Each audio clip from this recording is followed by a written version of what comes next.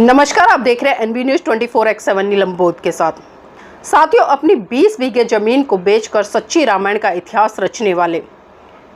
Allahabad high court से एक नहीं बल्कि 2 बार केस जीतकर आने वाले और उसके बाद सुप्रीम कोर्ट से भी केस जीतकर आने वाले और इतिहास रचने वाले लल्लई सिंह पेरियार जी। साथियों, आज के आधुनिक युग में लल्लई सिंह यादव की चर्चा करना बहुत महत्वपूर्ण हो जाता है, क्योंकि आज जिस तरह से हम देख रहे हैं भारत में तथा कथित लोगों के द्वारा जिस तरह से पाखंडवाद, रूढ़िवाद, अंधविश्वास और धर्म के नाम पर दुकानें चलाने का काम किया जा रहा है, वो किसी से छुपा नहीं है। अगर मैं लल्लई सिंह यादव की बात करूं तो साथियों, उन्होंने साफ साफ कहा कि भगवान की कल्पना धूर्त, चालाक और मक्कार लोगों के शैतानी दिमागों का सामाजिक, राजनीतिक और आर्थिक षड्यंत्र है। और ये पंक्तियां साफ साफ साथियों आपको निर्देश देती हैं किस तरह से लोगों ने ईश्वरीय शक्तियों की बात करी और किस तरह से ईश्वरीय शक्ति को स्थापित करने के लिए लोगों ने इस देश के बहुत बड़े तबके को मूर्ख बना दिया और उसी की जेब से उसकी खून पसीने की गाड़ी कमाई को लूट कर अपने धंधों को स्थापित कर लिया। जी हाँ साथियों, लल्लई सिंह पेरियार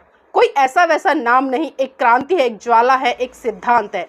और मैं ये कहूंगी कि आज के आधुनिक युग में वो एक ज्वलंत मुद्दा है, तो इसमें कोई अतिशयोक्ति नहीं होगी। आज मैं लल्लई सिंह यादव के जीवन चरित्र से जुड़ी हुई कुछ घटनाओं पर प्रकाश डालने का प्रयास करूंगी। साथियों, लल्लई सिंह यादव जिनका जन्म 1 सितंबर को कानपुर के रेलवे स्टेशन के पास कठारा गांव में हुआ।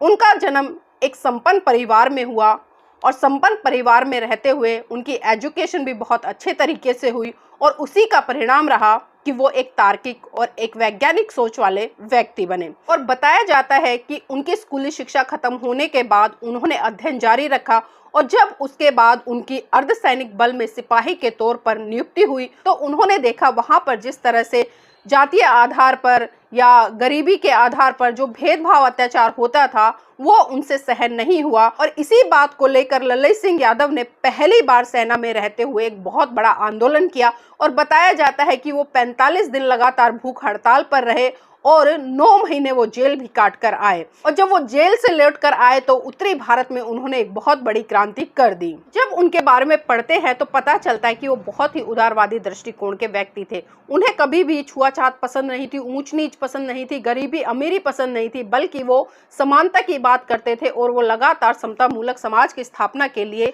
काम करते थे। और साथ ही एक बार की बात बताई जाती है कि गांव में एक बार सूखा पड़ गया और अलग अलग जातियों के अलग अलग कुएं हुआ करते थे, तो वो उन्हीं कुओं से पानी भर के अपना जीवन यापन करते थे। और गांव में ही एक मंगल सिंह नाम का व्यक्ति रहता था जो कि जाति से वाल्मीकि था, लेकिन गांव के लोग उसे मंगलिया कहकर बुलाते थे। और उसके भी कुएं का पानी सूख गया तो उसने यादवों के कुएं पर पानी भरने का प्रयास किया, लेकिन तमाम यादवों ने उसका बहिष्कार किया और उसको मारा पीटा भी। और फिर वो लल्लई सिंह यादव के पास गया, पूरा घटनाक्रम उसने बताया। तो लल्लई सिंह यादव खुद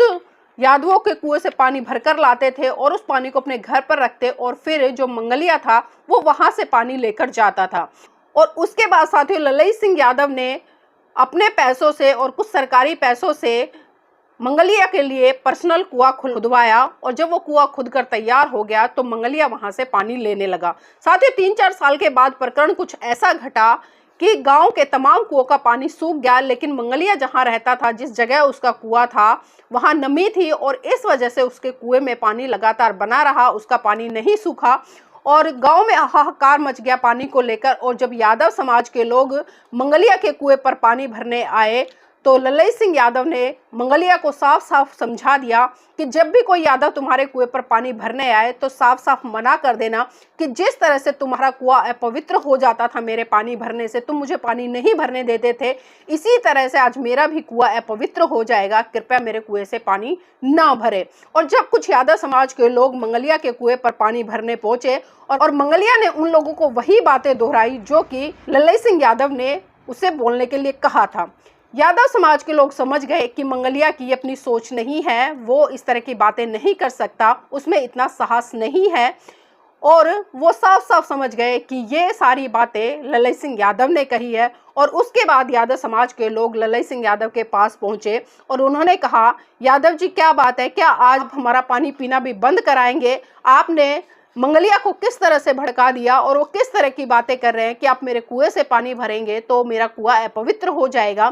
तो तब लल्लई सिंह यादव ने कहा, बिल्कुल ठीक कहा उसने, जब आपके कुएं से उसके पानी भरने से आपका कुआं पवित्र हो जाता है, आपका जल अशुद्ध हो जाता है। तो इसी तरह से जब आप उसके कुएं पर पानी भरेंगे तो उसका कुआं भी अशुद्ध हो जाएगा, उसका पानी अपवित्र हो जाएगा। तब लल्लई सिंह यादव ने अपने समाज के लोगों के सामने एक प्रस्ताव रखा और एक शर्त रखी, मैं मंगलिया के कुएं से पानी तब भरने दूंगा जब आप उसको सामाजिक रूप से अपनाओगे और आपके यहाँ पर किसी भी तरह का सामाजिक कार्यक्रम होगा, चाहे वो विवाह का हो, जन्म का हो, आप मंगलिया के पूरे परिवार को ससम्मान वहाँ पर निमंत्रण देंगे और उसको भोजन कराएंगे। और इसी तरह से मंगलिया के यहाँ पर कोई भी कार्यक्रम होगा तो आप भी मंगलिया के कार्यक्रम में सभी चीज़ों को भूलकर उसके कार्यक्रम में उपस्थित होंगे। यादव समाज के लोगों ने ये बात मानी और तब मंगलिया के कुएं से उनको पानी भरने दिया गया। तो साथियों, इसी बात से समझ सकते हैं कि लल्लई सिंह यादव कितने क्रांतिकारी उदारवादी दृष्टिकोण के व्यक्ति थे और समानता को स्थापित करने के लिए लगातार वो प्रयास करते रहते थे। और साथियों, इसी कड़ी में जिस तरह से हम लल्लई सिंह यादव के बारे में पढ़ते हैं,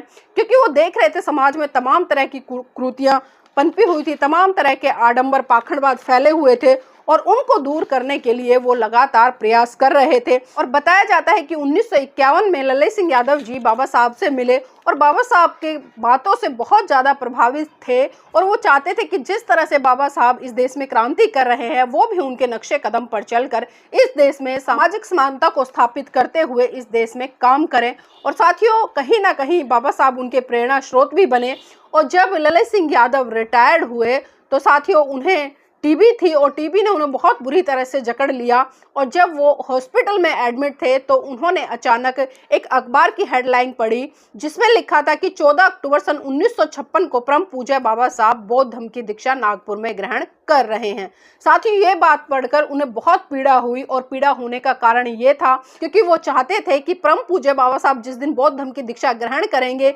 वो भी उस दिन बौद्ध धर्म को ग्रहण करेंगे। लेकिन हालात और परिस्थिति और जो उनकी शारीरिक क्षमता थी उस समय वो बिल्कुल उनके पक्ष में नहीं थी, क्योंकि वो बहुत ज़्यादा बीमार थे और उसी कारण से वो बाबा साहब के उस कार्यक्रम में सम्मिलित नहीं हो सके। लेकिन साथ ही वो प्रण लेते हैं कि वो भी जल्द से जल्द बौद्ध धर्म की दीक्षा लेंगे। और बताया जाता है कि जिन भंते से बाबा साहब ने बौद्ध धर्म की दीक्षा ली थी, यानी कि भंते चंद्रमणि जी, उन्हीं के द्वारा लल्लई सिंह यादव जी ने भी बौद्ध धर्म की दीक्षा ली। और साथ ही दीक्षा लेने के बाद वो लगातार कैडर के माध्यम से, चाहे जम्मू कश्मीर की बात करो या पंजाब की बात करो या तमाम राज्यों की बात करो, वो लगातार सक्रिय रूप से अपने लोगों को समझाने में जुट गए। और वो कहीं ना कहीं चाहते थे कि भारत बौद्ध में हो और जिस तरह से भारत की जो बौद्धिक विरासत थी वो दोबारा से लौट कर आए। लेकिन कहीं ना कहीं तथाकथित पंडे पुजारी लोग उनके विरोध में उतर आए। और आप सबको पता है कि जो पेरियार जी हैं, ईवी रामास्वामी तमिलनाडु से हैं, जिन्होंने भी बहुत बड़े स्तर पर क्रांति की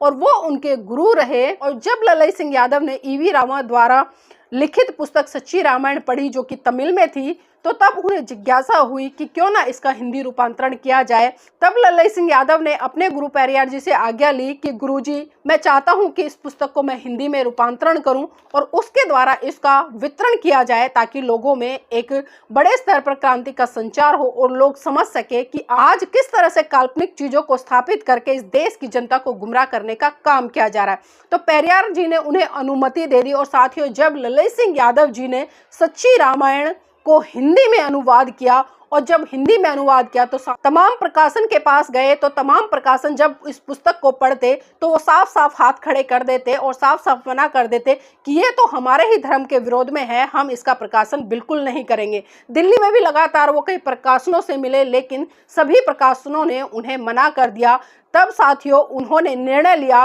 कि खुद वो अपना प्रकाशन शुरू करेंगे और उसी के माध्यम से अपनी इस पुस्तक को प्रकाशित करेंगे। सम्राट अशोक उनके आदर्श रहे और उन्हीं को मद्देनजर रखते हुए उन्होंने अशोक प्रकाशन नाम से अपना पहला प्रकाशन खोला और उसी के माध्यम से सच्ची रामायण जो पुस्तक थी उसका हिंदी में अनुवाद किया। और जब ये पुस्तक साथियों मार्केट में आई तो मार्केट में जब लोगों ने इसको खरीदना शुरू किया, पढ़ना शुरू किया, तो पूरे उत्तरी भारत में एक हाहाकार मच गया, एक तहलका सा मच गया। और जो पाखंडी लोग थे, जो ब्राह्मणवादी मानसिकता के लोग थे साथियों, उनकी चूल्हे हिलने लगी और उनके सीने पर सांप रेंगने लगे।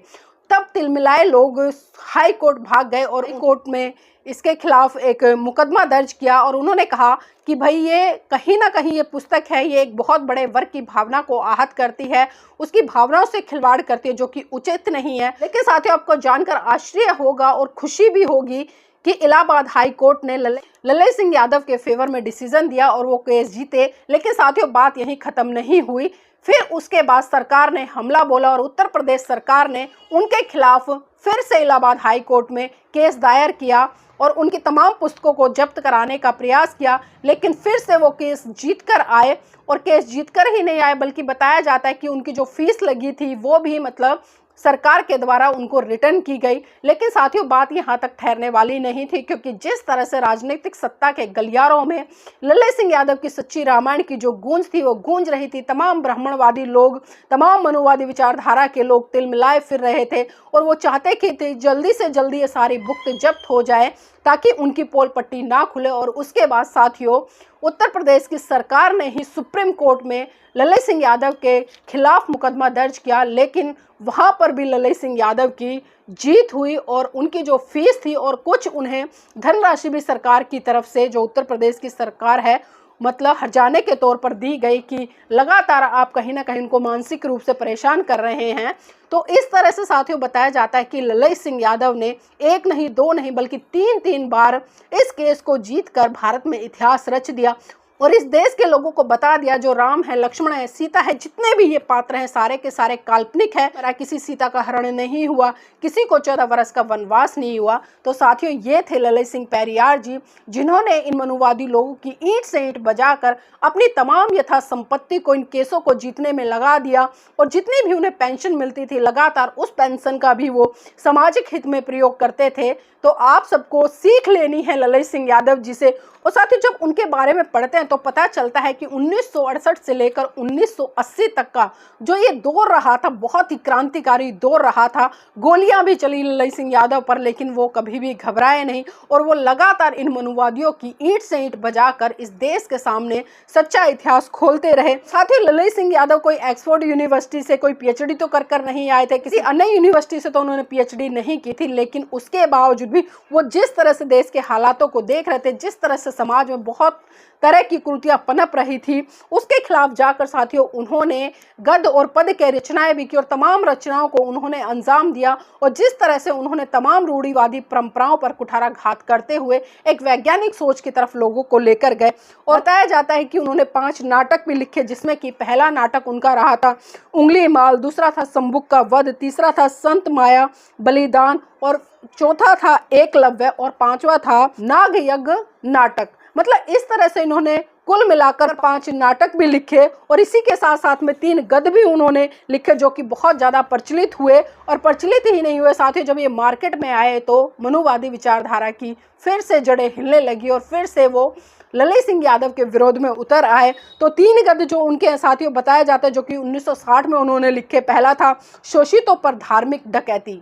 आप समझिए कि शोषितों पर धार्मिक डकैती, और धार्मिक डकैती किस तरह से हो रही थी हम देख रहे थे उस समय। जिस तरह से मनुवादी व्यवस्था का जो दौर था वो चल रहा था और इस तरह से लोगों को मनुवादी व्यवस्था के तहत ट्रीट किया जा रहा था, उनको हैंडल किया जा रहा था। तो इसी संदर्भ में उन्होंने लिखी शोषितों पर धार्मिक डकैती। दूसरी पुस्तक वो लिखते हैं शोषितों पर राजनीतिक डकैती, क्योंकि जिस तरह के राजनेता उस समय राजनीति कर रहे थे, क्योंकि अगर उस समय की राजनीति और आज की राजनीति को देखें तो आज की राजनीति भी हम देख पा रहे हैं कहीं ना कहीं उसी का दूसरा रूप हमें देखने को मिल रहा है। क्योंकि जिन राजनेताओं को चुना जाता था या जो राजनेता सत्ता पर काबिज होते थे वो किस मानसिकता के होते थे, आज आप इससे अच्छी तरह से समझ सकते हैं। क्योंकि आज जिस तरह से भारत देश में मनुवादी व्यवस्था की सरकार सत्ता में पूर्ण बहुमत के साथ में बैठी है और लगातार जिस तरह से 2014 के बाद में हम देश का जो सिनेरियो उठाकर देख रहे हैं, चाहे अयोध्या का राम मंदिर का प्रकरण दो, चाहे सुप्रीम कोर्ट ने किस किस तरह के डिसीजन दिए, चाहे SC/ST एक्ट को लेकर देख, चाहे किसानों को लेकर देख,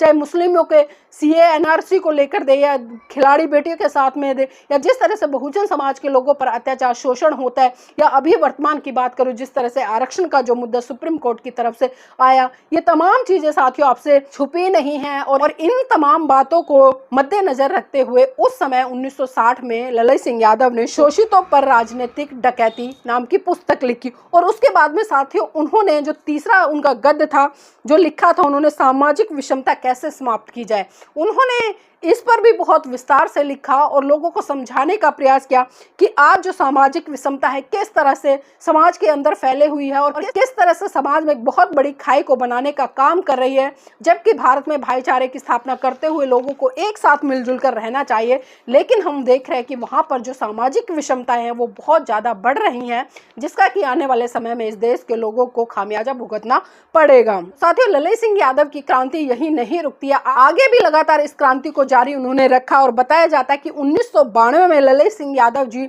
बिहार के तोलिया नामक जगह में एक